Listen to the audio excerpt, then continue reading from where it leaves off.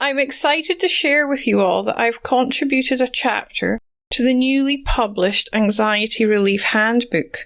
The handbook provides a unique window into 11 highly effective complementary therapies for you to sample on your quest to ease anxiety. The ebook is available on my website, happynurse.com.au/anxiety relief handbook. When we've had something happen, especially if it's significant, we store that in our unconscious mind. And then as soon as something comes up that is like, oh, this could potentially lead to the same thing again, I want to self-preserve, you go straight into that survival instinct because it's the path of least resistance and because it was significant in the past. So before you go, give yourself a bit of compassion with the whole thing because everybody does it. It's just, what are you going to do with that knowledge to change things around?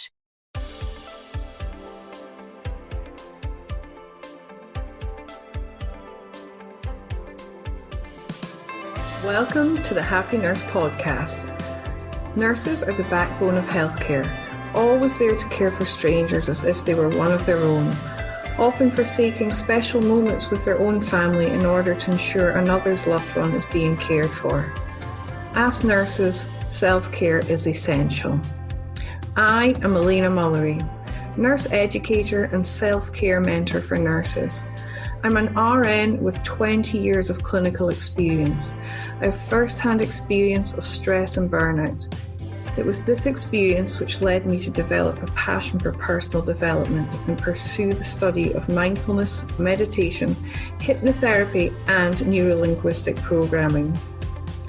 Each episode, I will be promoting self-care strategies to those who always care for others. I have broken self-care down into 5 aspects: mental, emotional, physical, spiritual, and indulgence, to make it easy to ensure all your self-care needs are being met. Each episode, I will interview nurses and self-care gurus from around the world to help you with each aspect of your self-care. Welcome to the Happy Nurse podcast with Elena Mullery. Hi everyone, welcome to this episode of the Happy Nurse podcast. Today I am joined by my wonderful friend Michelle Powell. Now, Michelle has been on the show many times now. For those of you who haven't heard her and I chatting before, Michelle is a trauma recovery specialist.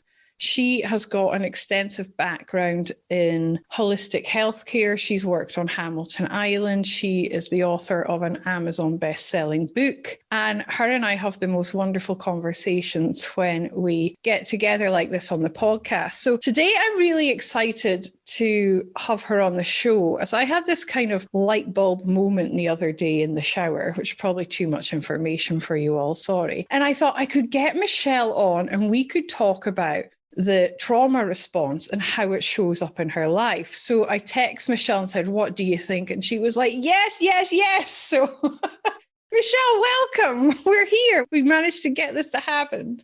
I love it. I'm really excited about this topic because I think the trauma responses and the ways that it shows up in our lives is probably something that's not spoken about enough. So I love that we get to unpack this together today. Yeah, and it's such an interesting topic as well because it's behaviours that we will all do, we all recognise, but we don't associate them with them being trauma responses. I mean, I remember when I first started learning about them, I was like, oh my goodness, yes, so it is. But it's something that I just hadn't ever thought of and put 2 and 2 together. So I think most of us have some kind of trauma response playing out in our lives. I know I do, but I now recognize them when they're happening and I can deal with it as it comes up. But do you want to kind of give the listeners an overview of what a trauma response may be? We could probably even unpack that itself because everyone will have their own different trauma responses, like you said, and might not even be aware of the way that they're reacting or responding to people or situations in their life as a trauma response. So maybe if we just even remove those words for a moment and just, ask the listeners, when you're afraid of something, or when you're doubting yourself or doubting a person, or there's something that you're fearful of perhaps, are you responding from an optimistic point of view, or are you responding from a worst case scenario, fear, I can't trust myself, I can't trust this person, past-based experiences? Yeah, because we are all products of our past. So this is where this trauma response comes in, because that trauma or the traumatic experience that we've experienced in our past gets stored in our subconscious minds. And then when we're put in that situation again, it automatically flags it for us. You know, our subconscious, like the red flag, you don't want to go there again, because we've associated emotions from that last traumatic experience to then build this trauma response that's in our heads. Exactly. And I think this is where a lot of old patterns, self-sabotage, a bunch of other labels that we can place on ourselves is actually coming from trying to protect yourself from a perceived threat. And it's not necessarily an actual threat, but maybe in a romantic setting, it's been triggered by a new person, or maybe in a work setting, or whatever's happened in the past, you've created this connotation in your mind that it's going to be a negative experience again. And we're constantly trying to move away from pain and towards pleasure, whether we're consciously or unconsciously aware of it. But we can even be sabotaging our own happiness because of fear of the past repeating. And it's that fight, flight, freeze response that gets activated in us, which then influences our behavior and how we respond to the situation. Exactly. And I think that's important to recognize too, because it's not your fault that you automatically go into a fear-based response, because we are animals at the end of the day. You know, we do drop into those survival instincts. And if something really bad has happened to us in the past, we've been hurt, harmed, or had something really negative happen to us, we automatically have this, like you said, a red flag go up going, oh, hang on, this might be similar to something I've experienced before. I don't want that to happen again. It's that 2 million-year-old brain, you know, back when we first evolved as humans, we didn't live the lifestyle we live today, but our brain doesn't know that. So it still perceives a threat in the same way as it did back then, whereas it's not tigers running after us now, or, you know, impending doom happening. It's being chased down the street by a zombie. Yeah, more likely these days, but hey, anyway, that's apocalyptic, isn't it? It is. We're totally getting sidetracked now. But yeah, it's not a design fault, but it's learning to manage this part of our brains that has not evolved as society has evolved. Especially if you look at the last 200 years in particular, the advancements we've made as a society in the lifestyle that we live now compared to 2 million years ago, you can't compare them. You know, it'd be like, to them back 2 million years ago, this would be like living on Mars to us now. You know, it's that kind of craziness. So our brains just aren't designed to deal with this overstimulation that we're always having in this on-demand lifestyle. And that's where we can start tying ourselves up in knots, and anxiety can come in. And it's all a result of this trauma response. Absolutely. And I think it's really important to note that we are hardwired for survival. Then you've probably heard about the path of least resistance. And so when we've had something happen, especially if it's significant, we store that in our unconscious mind. And then as soon as something comes up that is like, oh, this could potentially lead to the same thing again, I want to self-preserve, you go straight into that survival instinct because it's the path of least resistance and because it was significant in the past. So before you go, thinking that, oh no, what am I doing? And give yourself a bit of compassion with the whole thing, because everybody does it.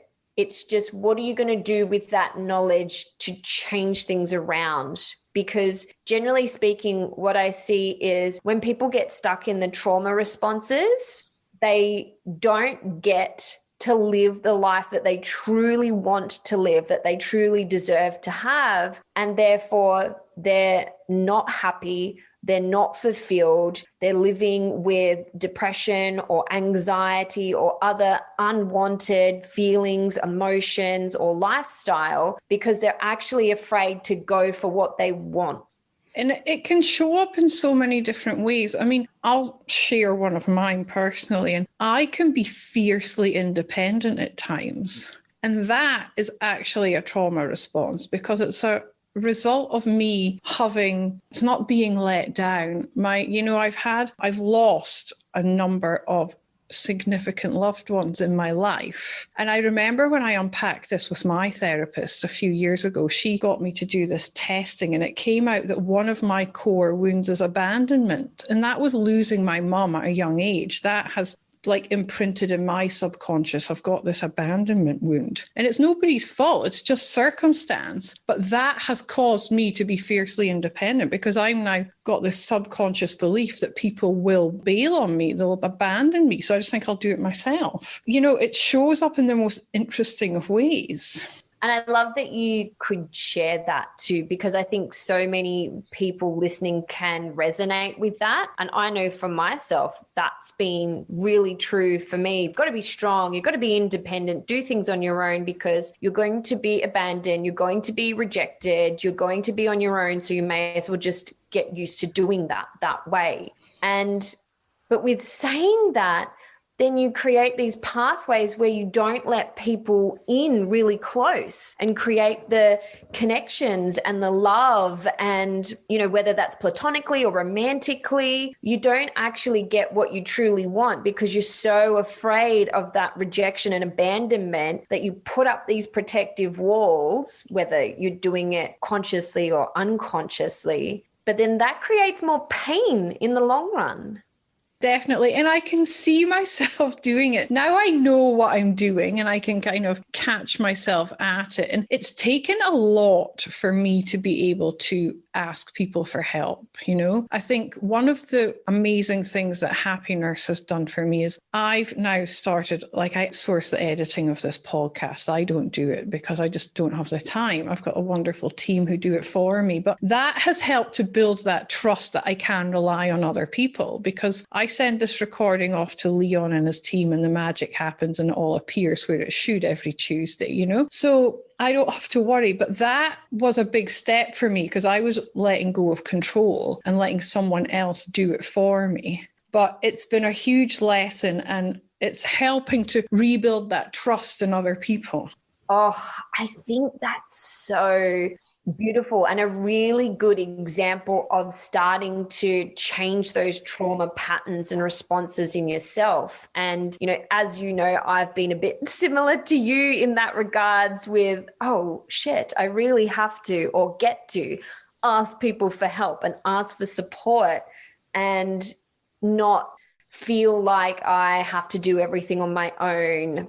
And I think that when you notice these things in yourself, you can start in the areas that feel a little bit safer. So it might be your business or your workplace or something along those lines. But it's funny too that you were saying that, releasing a little bit of control, like loosening the reins, because I was only having a conversation with one of my friends last night and I was using equine analogies because I think most of you know that I'm, the horsey chick that's been riding ever since I was a little girl. And so I was explaining similar to this to her because I knew that it would click. And I'm like, what happens when you're riding? So she rides dressage, which is all about, dressage just means training.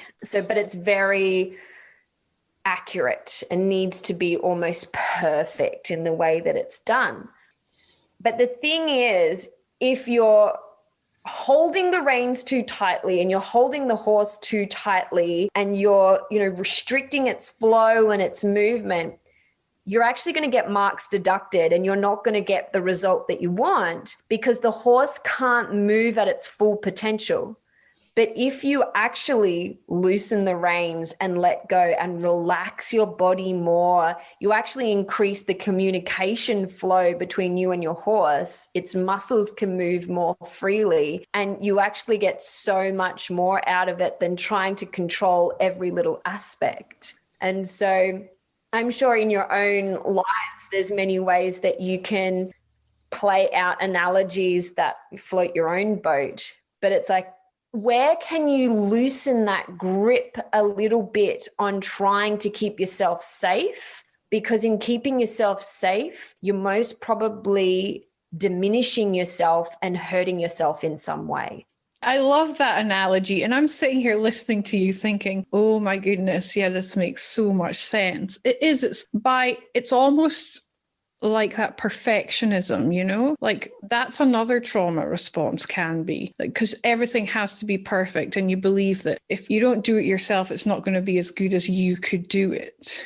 And that then leads you down that path to anxiety, stress, overwhelm, burnout. This is why it's so important to recognize where these trauma responses are appearing. Because, like Michelle said, if you're holding the reins of that horse too tight, you're not going to let it breathe. And you're going to I almost saw myself like making this horse go into this freeze, for the fight, flight, freeze kind of image in my head. And that's what we do to ourselves. If we've got the reins too tight on ourselves and we're trying to do everything and micromanage, then we end up burning out. And when I find myself going into these responses, I'm like, Elena, burnout's not a good look for your brand. You can't go there. Behave yourself.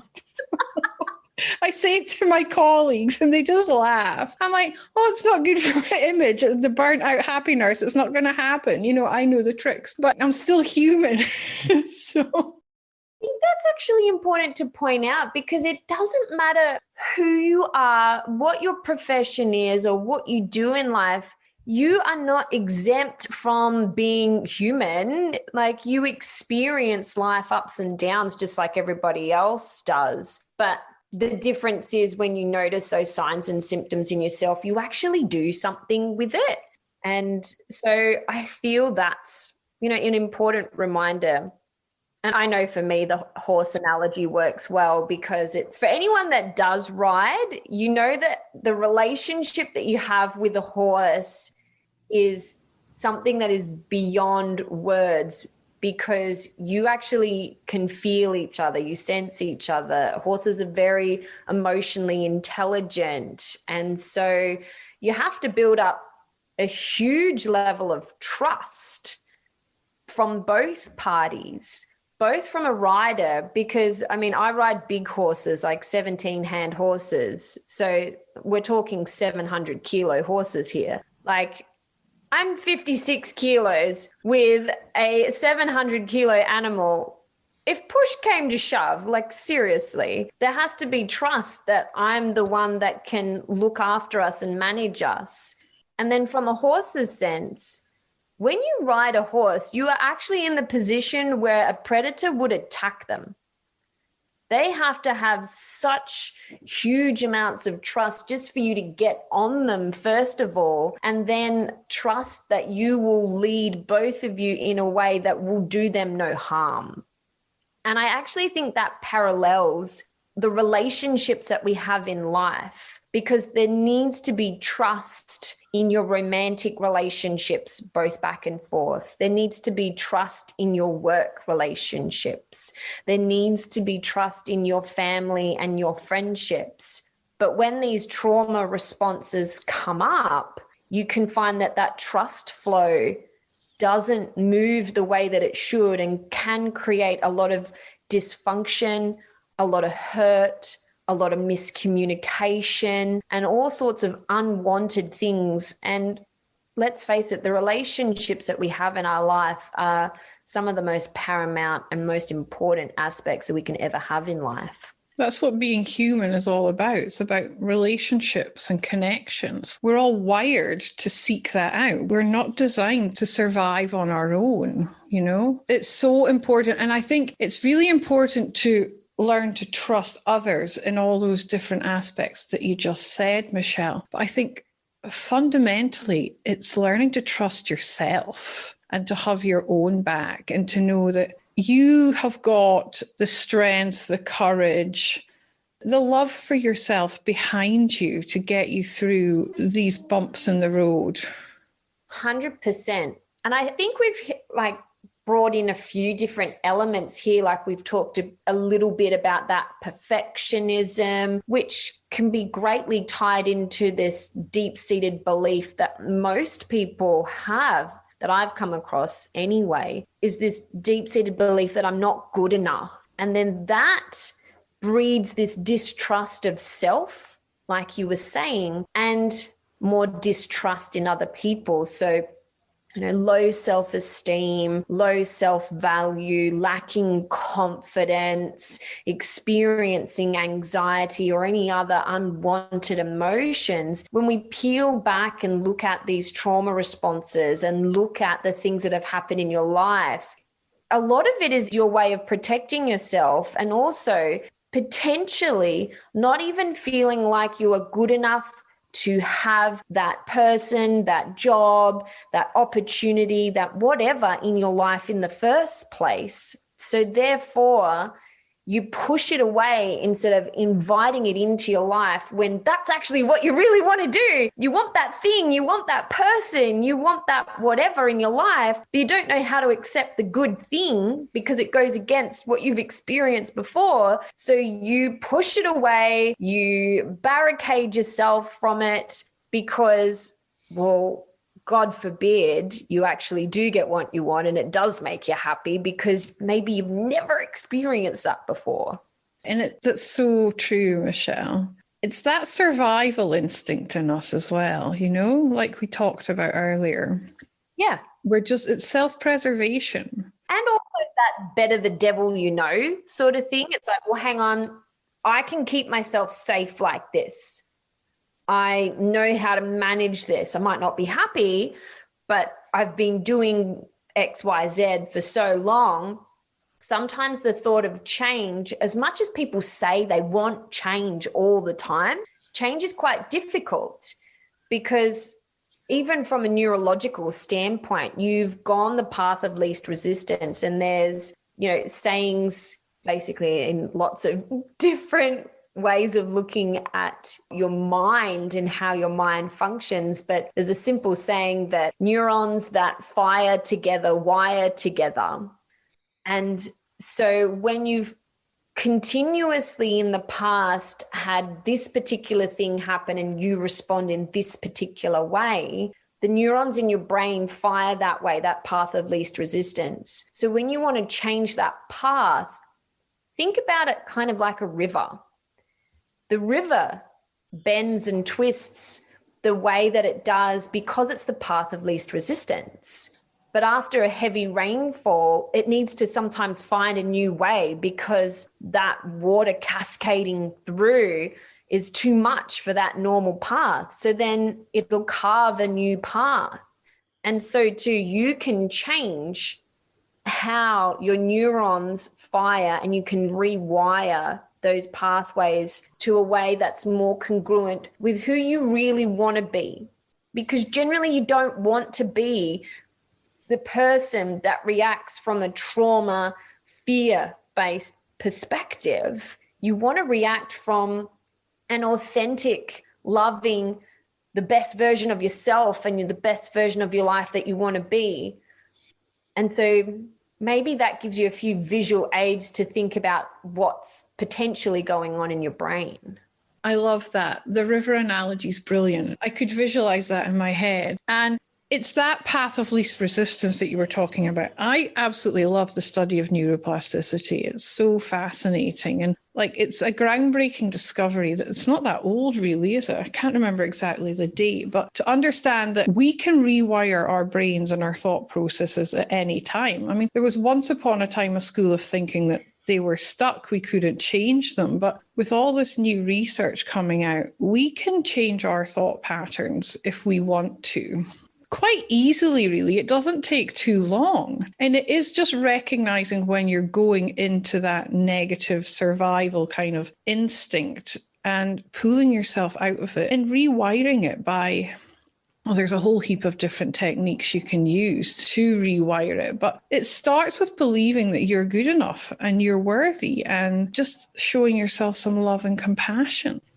Exactly. And I love that you've pointed out that that's really an important place to start, because sometimes before you can even work on the trauma responses that you're having, it's worthwhile working on the actual limiting beliefs and decisions that you make about yourself and about your life that are actually holding you back and preventing you from changing those neurological pathways. Because just like you were saying, Elena, it actually doesn't need to be hard to rewire them. There's so many different methodologies and techniques out there. Like many of your listeners would have heard of NLP or timeline therapy or hypnosis or different types of mental and emotional coaching. Like there's so many different tools and techniques out there that are actually able to help you change these things, and really quite quickly, a lot quicker than you believe is possible.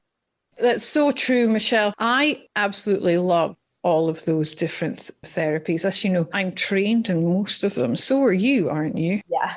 Yeah, the study of the subconscious mind or the unconscious mind is fascinating. And even meditation can help as well, because it's helping you get into that space where you can start to become aware of these repetitive thoughts that you're having. You know, the aim with meditation is not to stop thinking, it's to become aware of what you are thinking and just letting those thoughts pass rather than letting them take you down rabbit warrens, I like to call it, you know, and creating doomsday situations or creating mountains out of molehills. It's giving you that awareness of those repetitive thoughts that are going on in your head and where you tend to default to when you do have some time on your hands. I mean, that's another trauma response. People who don't like being on their own and spending time by themselves because they're alone with their thoughts. And if you're not liking what you're thinking or what you're saying to yourself, then any distraction is better than that. I know years ago, I speak about it in my book that I've just published. When I was at home on my own, which was quite regularly back then, because I didn't have kids and my husband worked offshore, I couldn't be in the house without having the TV or the radio or some kind of background noise on, because I didn't want to listen to what was going on in my head. I didn't realize that at the time. That was why I was doing it. But now, with the hindsight that I've got, I understand why I was doing that. Whereas now, if I'm at home on my own, it's very rare the TV goes on. You know, the kids can go to their dads on the day they go, and then they come back a week later, and the TV's still on the channel that it was on when they left, because I just don't put the thing on. You know, I'm busy doing other stuff or, you know, just doing my own thing. But I've managed to break that pattern of having to have some kind of distraction in my life.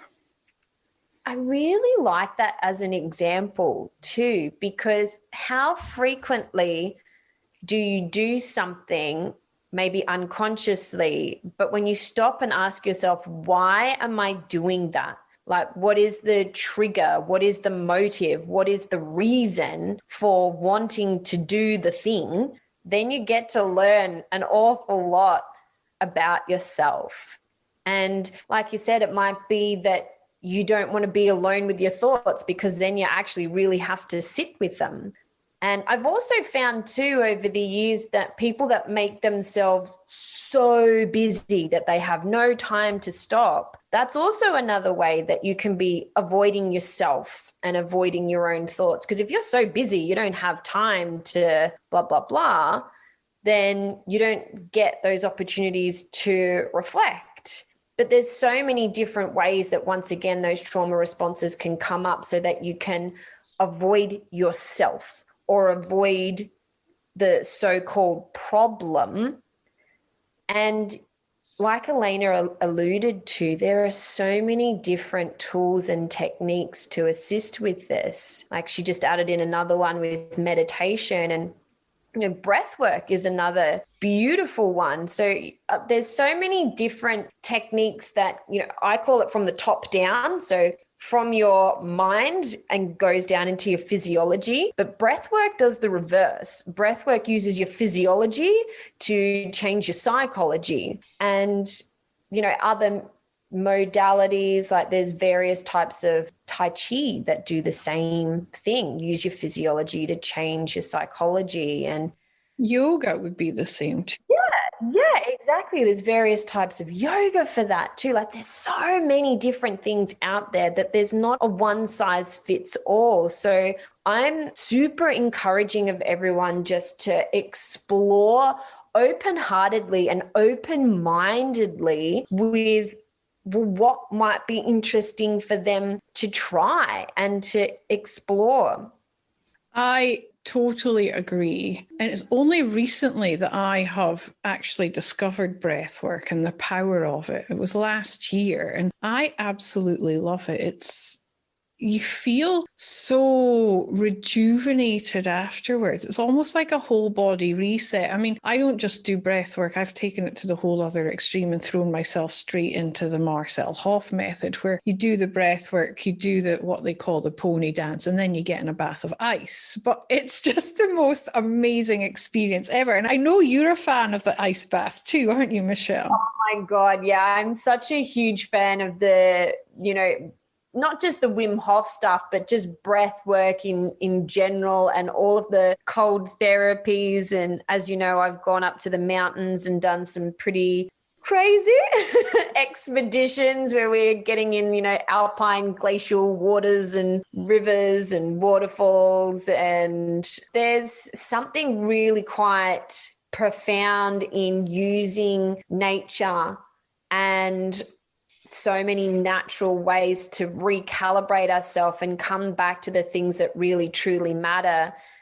And I know for me personally, because I just, like all of us, we're all on this self-learning, self-discovery, growth and evolution journey. And so for me, time and time again, no matter what courses or retreats or additional things I do for myself, personally, everything seems to come back to what's really important is the relationship that you have with yourself, the people that you have in your life, and creating a life that gives you happiness and fulfillment. And it just seems like so much else is noise. And I think that, at least for me too, with having this conversation today about trauma responses, I think that it can help people open up and start looking at, where can I build a better, loving, more stronger relationship with myself? Where can I build more loving, authentic connections in romantic and family and friends? Where can I move towards a career or business or path that truly gives me fulfillment and purpose? There's this word coming to mind. I think describes what you are talking about beautifully, and that connection to yourself. And I've shared it on social media recently, and it's unfuckwithable. I think when you can get to that level of love for yourself, where you're completely at peace with who you are and what you stand for, and you understand what your values are, and you look at your past with compassion rather than with guilt or shame, and you can just be happy and content with who you are right now, and you're not judging yourself, you're not shaming on yourself, you're just offering yourself love and compassion, then it doesn't matter what anyone else thinks of you. You're at this level of, who you are, and you know that you're worthy of love. And it takes a lot to shake you when you reach that ultimate state of being unfuckwithable. I love that word. I think that's gold. It is cool. I first learned from Vishen Lakwani in The Code of the Extraordinary Mind. That's an amazing book for anyone who's interested. But where was I going with this? Yeah, it comes back to, I always say I aim to live a life that I don't need a vacation from. Exactly. Boom. Hit the nail on the head. Love it. If you're happy and you're content, and yeah, you don't need a vacation, because vacations are escape. Yeah, we all like adventure and we all like change. I'm not saying I don't want to do that, but I don't have this constant need. I'm not always wanting to, I need to have the next holiday booked, or I need to be, it doesn't bother me.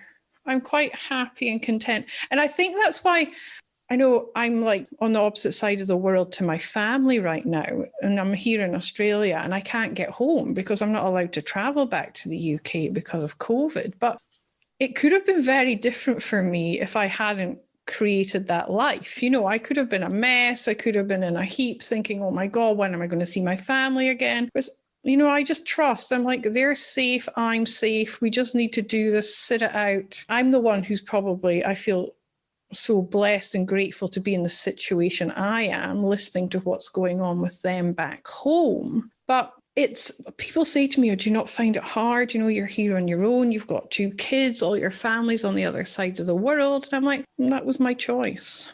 I chose this life. And yeah, it could be so different for me right now, but I'm just content with what's going on. And I really love the way you describe that as not needing to have a vacation from your own life, and I think that when people mention that, they assume that you don't want to travel or don't want to explore. That's not what Elena is honing in on. It's that's actually factored into her ideal life. So instead of using, vacations or holidays as, oh my God, I've got to escape my life because I'm really not happy fundamentally with my life and my lifestyle, but it's that this is a piece of my normal everyday life because I've factored in travel or adventures or whatever it is that's important to you. So it's, not saying that we don't want to have vacations. It's that's a part of our ideal lifestyle. So it's a natural thing to factor in. It's not an escape. It's a part of that whole totality of fulfillment. Yeah, thanks for clarifying that, because it can get misinterpreted. Yeah. And that's why I just thought it was just to hone that in a little bit there. Thank you. I'd really love to maybe hone in on 3 particular life areas that we've kind of dabbled in a little bit to this point, but maybe we could hone in on 3 areas of our life where trauma responses can play out. So 1, with ourselves and how we see and value ourselves. 2, with the romantic relationships that we have in our life. And 3, with our working lifestyle. Oh, this could get juicy. I'm ready. Bring on the juice. Are you wanting personal examples? Oh my goodness. I mean, you and I are pretty open booked in that, but maybe we can just start with what we've seen and noticed for the clients and people that we've worked with how those trauma responses can play out with how they view themselves. I have realized that this is actually a trauma response, and it comes as a result of when I phone home to my beautiful family back in Scotland. There's 2 of my close family members who will ask me at least once a month how my weight is. How can I not have weight issues when I'm constantly being asked how I'm going with my weight? And that sort of perpetuates that trauma response there as well. And then how you show up in the world, because there's this doubt of, well, shit, maybe a part of my worth is tied into my weight. Exactly. Yeah. But I can now see what's going on and I understand the dynamic, and I just kind of let it go over my head, but it's still always there in my subconscious. And I think a lot of people can resonate with this one because as you know, for me personally, I've shared a little bit about in my teens and my 20s, I had really severe eating disorders.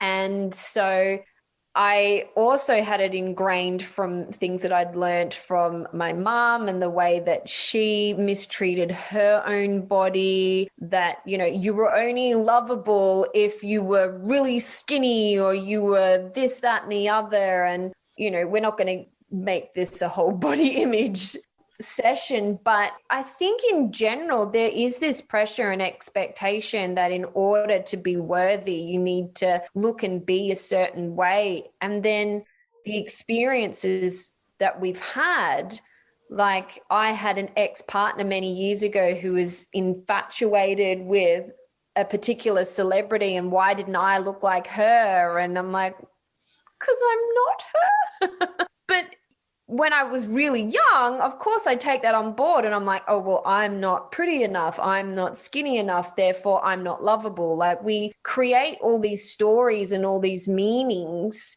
from things that are done and said around us. And then we create identities around it too, which I think is the dangerous part, because then we create this label and this identity that, well, I must not be because of blah, blah. And then that washes who we fundamentally are as a person. And then we don't be the real us because we're afraid of being rejected again. That is exactly what I've done. You know, I've created these labels in my head because obviously, you know, to me, and this is something that I've experienced since I was young, you know, a teenager. It's that, why are they asking me what my weight is? You know, will they not love me if I'm over a certain weight? And it's funny what it does to you, because like many times I've gone on these health kicks and I'll lose 10, 20 kilos, but I'll just go back to what I am. I always end up back at this same weight. It's like this yo-yo thing, because I've realized now when I do lose the weight, I'm not doing it for me. I'm doing it for someone else.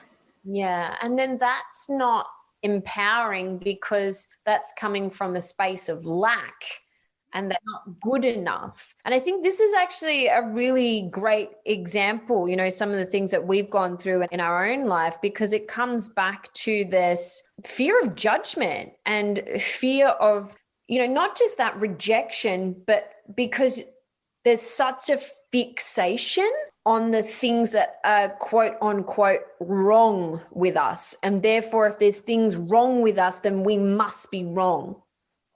But I do believe the irony is most of us struggle with the same sort of things, but it's just not spoken about. So, I mean, even our journeys have been similar in the respect of, you know, eating disorders, all sorts of external noise making us feel like who we are physically wasn't good enough. And therefore there's that fear projected out as a trauma response. Oh, is this man in our lives going to see us the same, et cetera, et cetera, et cetera. So it's actually a really probably relatable example of how these traumatic events in relation to body image, then we're reacting out of fear instead of love for self and love for maybe that person looking at us thinks we're the most beautiful thing they've ever seen because that's their personal definition of beauty.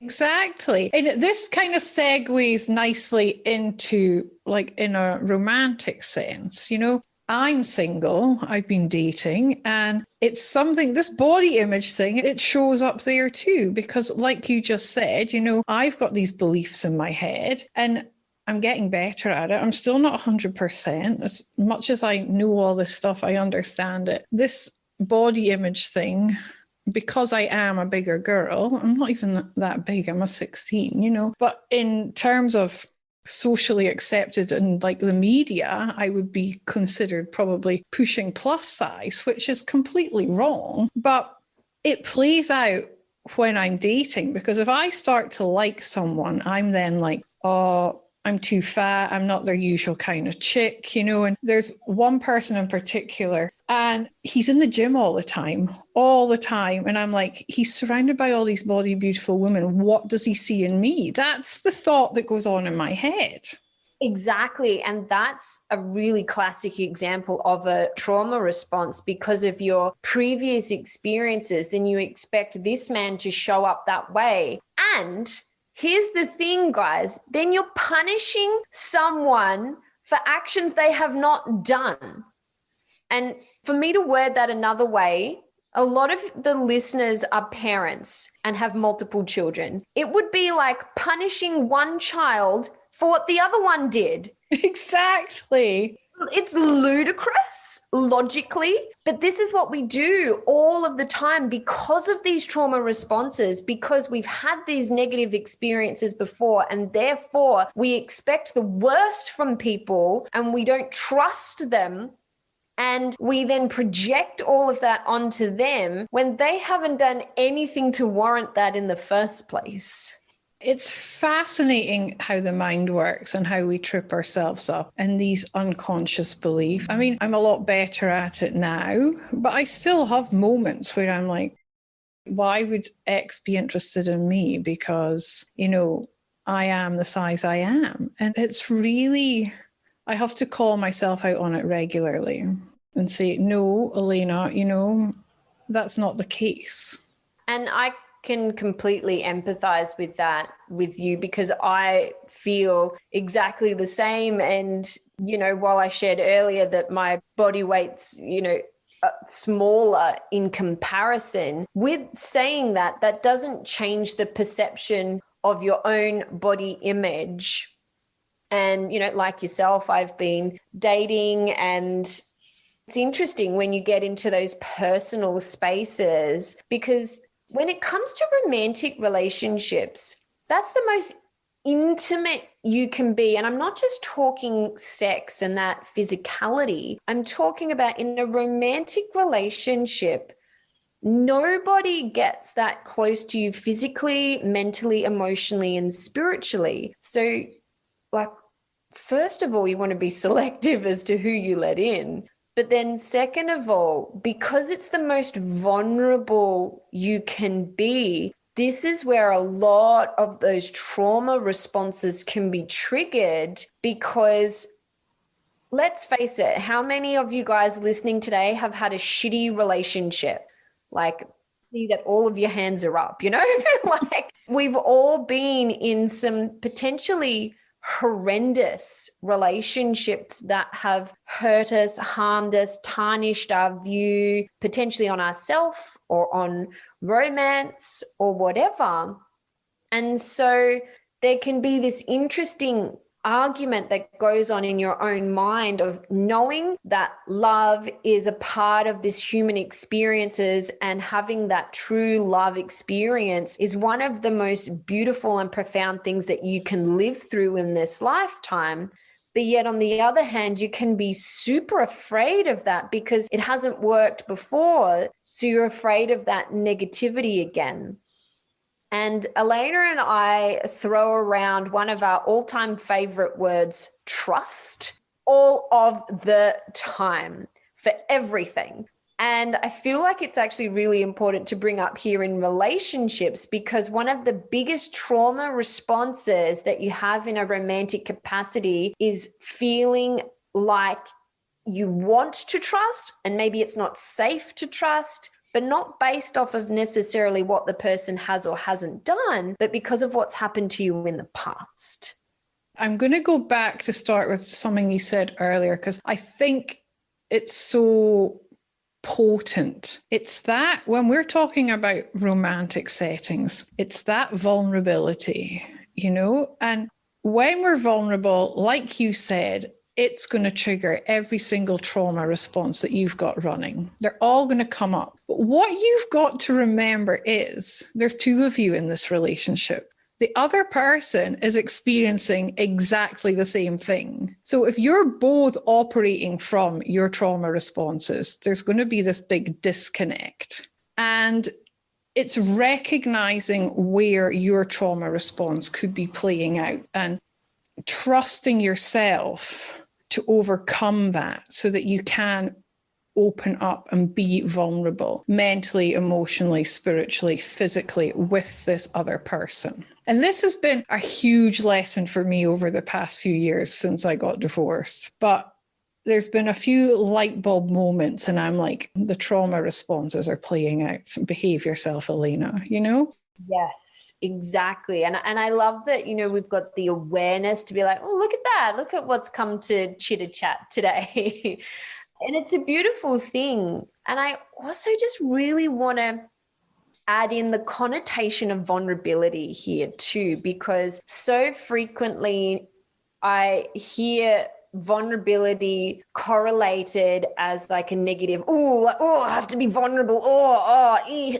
Like it's a bad thing. But actually, vulnerability is one of the most beautiful things that we can do for ourselves, first of all, but then for the person or people that we're connecting with, because vulnerability means it's real. It's genuine, it's authentic. And I think we all crave that authenticity because we want genuine connections. We want more realness in our life. And in order to have that, you actually get to be vulnerable in order to create authentic connections. It's taking the masks off. It's letting your real self be seen, you know? In these relationships, like Michelle said, that other person will see you like no one else. And I always say, and I'm not just looking for like a lover, I'm looking for my best friend, you know? My ex-husband and I, we were best friends as well as husband and wife. And we just grew apart, you know? I went on this personal development journey. He didn't. And I changed a lot. There's just this huge void came between us. And even though we're divorced, I still love and respect him as a friend. He's the father of my children. We're always going to have that connection to one another. But we had this amazing friendship. And that, I think, that's what I'm seeking again with someone else because I've had it once. And he probably to this day knows me still better than anyone else in the world because we were together for 15 years and, you know, he's seen me through the lowest points in my life. And I say to him openly, I probably wouldn't be here today if it hadn't been for him. You know, he saw me through the darkest moments when I was really struggling. And that's vulnerability. Exactly. To be who you really are in each fluid moment, whether it's happy, sad, elated, completely losing your shit, you know, in all of your different pieces, like that's real love. And, you know, I say continuously to people that I feel that your, you know, sacred union, your true love, they shouldn't just be your partner. They should also be your best friend, your lover, your teammate, your life's companion. And I think that's one of the reasons why there are so many trauma responses that come up in a romantic setting, because it is the closest that anybody else can ever get to you. And so, yeah, definitely choose that person wisely and, you know, qualify them for the position. But also note when maybe you're pushing them away because of your own trauma responses and things that have happened in your past, or maybe where you're punishing them in some way, or maybe you're fearful in some way. It makes us show up in really strange, bizarre ways. But then also note they too will have their own trauma responses that they will be projecting onto you. And if you've got the open forum of being able to discuss anything openly, honestly, and vulnerably, communication is key, they say, to relationships. And I think truthful, vulnerable communication most definitely is. Without a doubt. It has to be authentic, honest truth. And that can be scary for people because confrontation and fear of confrontation is another trauma response, you know? And this is where it's going to show up, is in these vulnerable moments. And it can show up at work as well. I know we're going to discuss work, so this could segue nicely into our work chat. And it's that fear of confrontation, that in itself, that's a trauma response because you've tried in the past to be seen or been heard and you've not been seen and you've not been listened to. So you've then created this pattern that didn't feel good. I didn't feel safe. So now I'm just not going to do it. Exactly. And I love that you've gone straight into that fear of conflict because that's a massive trauma response, both for in self, in romantic relationships, and also in the workspace. And a lot of this fear of conflict isn't just what's happened to you in the past, but it's that your voice isn't valid or wasn't valid at some point in the past, because at the end of the day, everybody just wants to be seen, heard, held, and respected.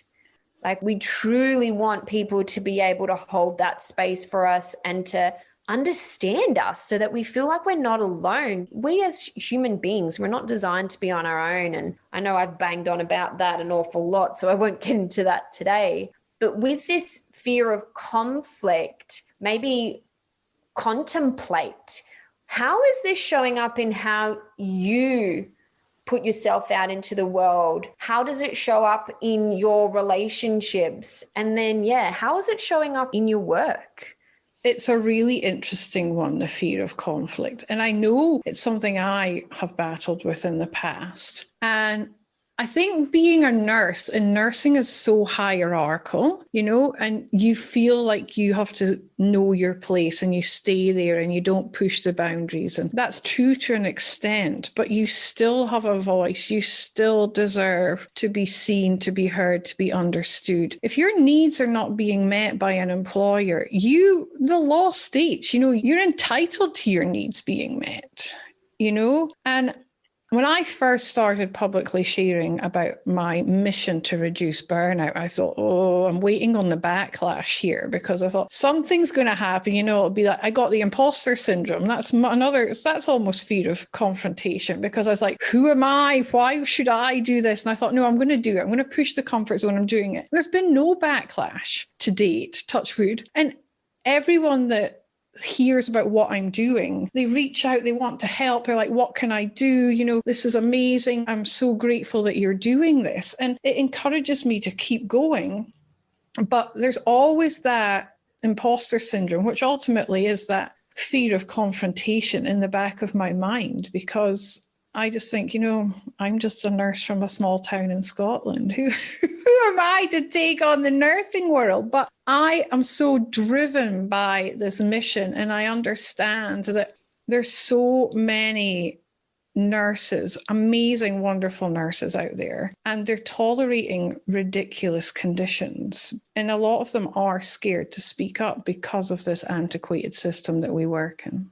Yes. There's 2 points that I really want to make there. First of all, with anybody else who's experiencing imposter syndrome, just imagine what the world would be like if we didn't have people that stepped up into those roles. I mean, even big names like Tony Robbins and Oprah and, you know, people that have really been like huge. Can you imagine if they had stayed in the, who am I? I mean, Tony had shared stories about back when he was a janitor, for heaven's sakes. Like, imagine if him in his janitor role was like, who am I to try and coach someone and help someone? He's literally helped millions of people around the world. And that's just one human. Like, we could talk for hours on all of the people stepping up. And I don't know about you, but I know for me, the most inspirational people are the ones that are the most real and share their stories.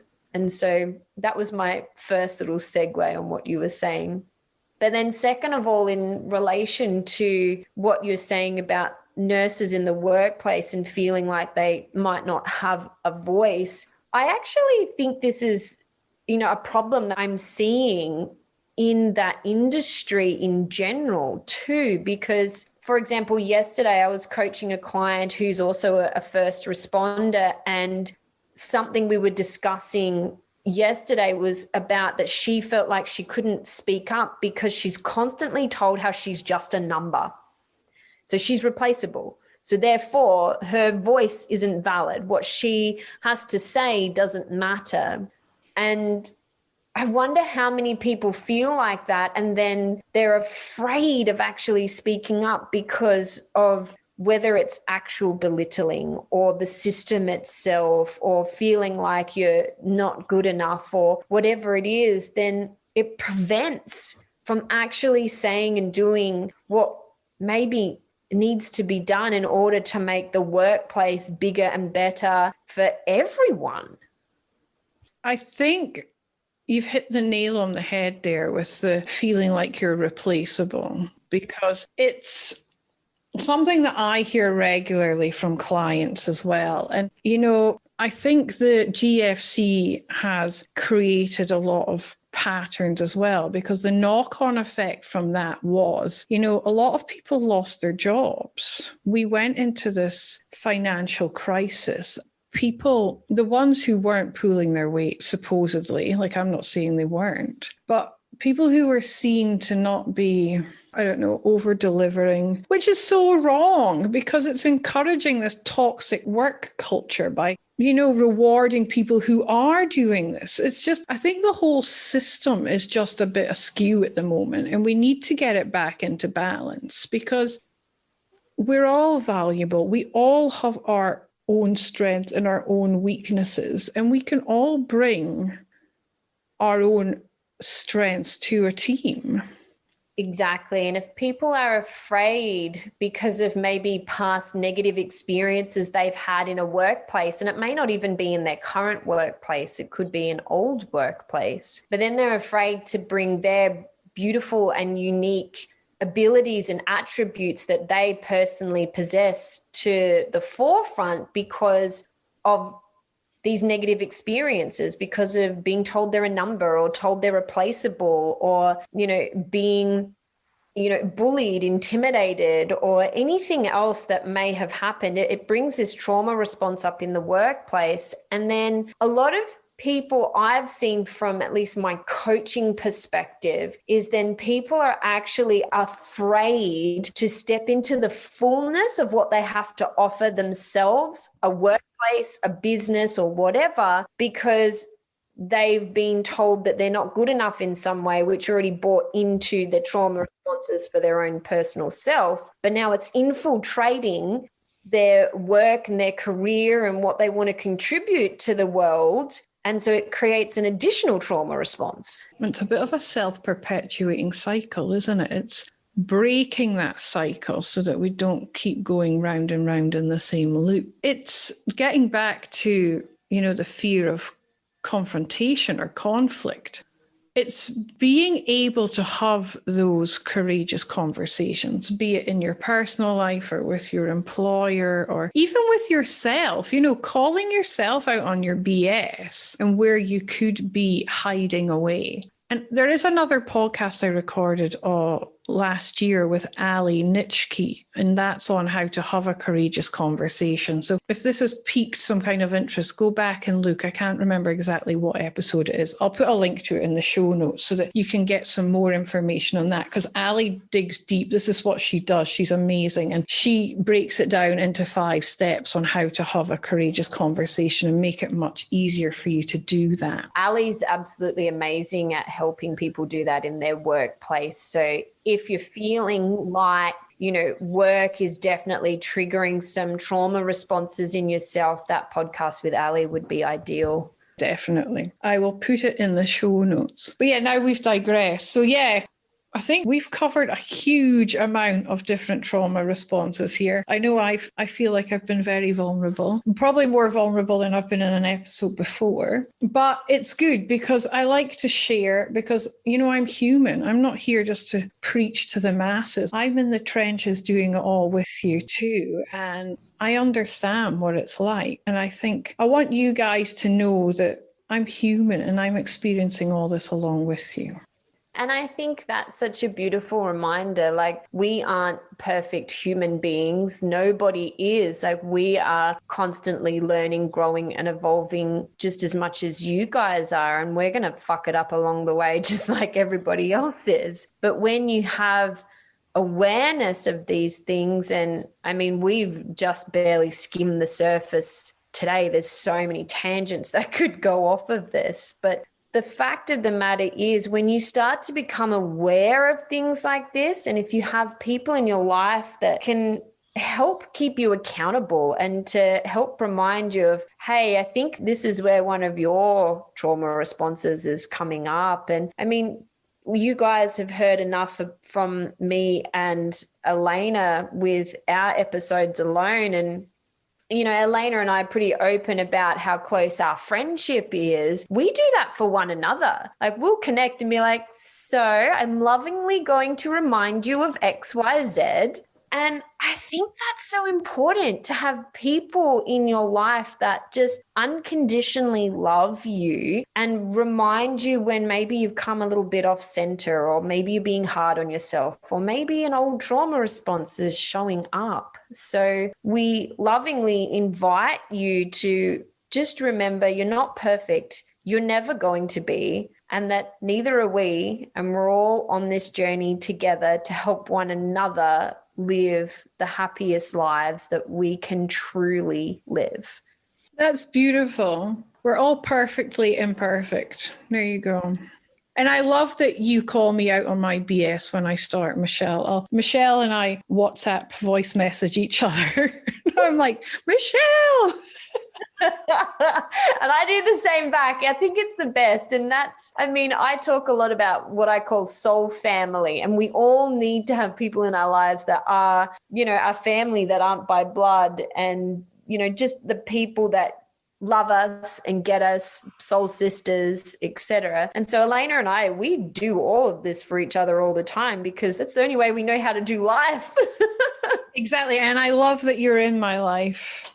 Oh, likewise, honey. So yeah, maybe have a think. See if you've got someone that you can have as an accountability buddy, or someone who will lovingly help you when you are starting to go into some kind of trauma response, and help you recognize that that's exactly what you're doing and get you out of there again. But thank you, Michelle, for today's chat. I love how our chats just flow and take on their own energy and go off on tangents. It's the best. Both shared a lot. I hope you guys have really enjoyed it, and we've given you some stuff to think about. If any of you have been triggered, please feel free to reach out to either Michelle or myself. We're happy to help. And there's also nurse and midwife support who are available 24 hours a day, 7 days a week. Their number will be in the show notes too. Thanks, Michelle. All Michelle's contact details are down there in the show notes as well, along with mine. So yeah, give us a shout if you need us. And I'll just end things there. It's been amazing as always, Michelle. I look forward to the next episode with you. Yeah, who knows where it will end up taking you guys next. Thank you for listening to the Happy Nurse podcast. If you've enjoyed today's content and would like to join the Happy Nurse community, head over to Facebook and check out the Happy Nurse AU Facebook page and request to join the Happy Nurse community. Also, check out happynurse.com.au for access to free downloads and subscription to my blog. See you soon, and in the meantime, remember to always offer yourself the same compassion that you so freely give to others. I'm excited to share with you all that I've contributed a chapter to the newly published Anxiety Relief Handbook. The handbook provides a unique window into 11 highly effective complementary therapies for you to sample on your quest to ease anxiety. The ebook is available on my website, happynurse.com.au/anxiety relief handbook.